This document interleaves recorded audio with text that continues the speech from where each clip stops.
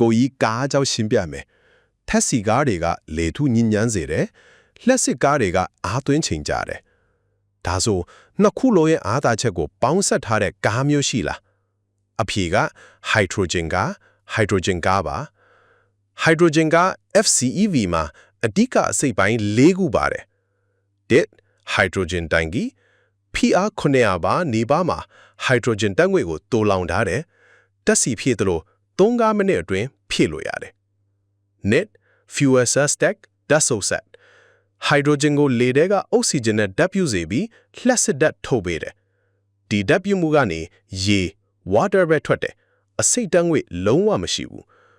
3လျှက်စစ်မော်တာ fuel cell ကထုတ်တဲ့လျှက်စစ်ဓာတ်နဲ့ဘိန်းတွေကိုလဲစေတယ်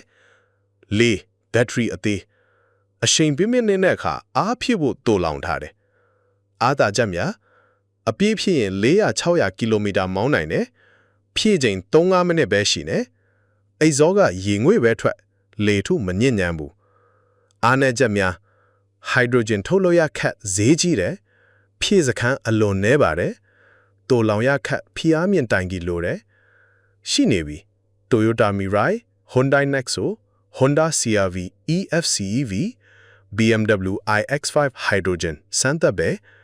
ဒါပေမဲ့ဖြည့်စခန်းအများကြီးမရှိသေးလို့ဒါမှန်းလူတွေမသုံးနိုင်သေးဘူးဒါဆိုမေးခွန်း hydrogen ကားရဲ့အိတ်ဇောကဘာထွက်တယ်လဲအဖြေကရေ water လုံးဝတန့်စင်တဲ့ရေငွေ့ပါဒါကြောင့် hydrogen ကားကိုတုံညညဉ့်ညမ်းမှု zero emission ကားလို့ခေါ်တယ်နေ့စဉ်9မိနစ်စာကိုကြီးတို့နဲ့အတူလေ့လာပြီးတငယ်ချင်းတွေကြားမှာကားဆရာကြီးဖြစ်လိုက်ပါ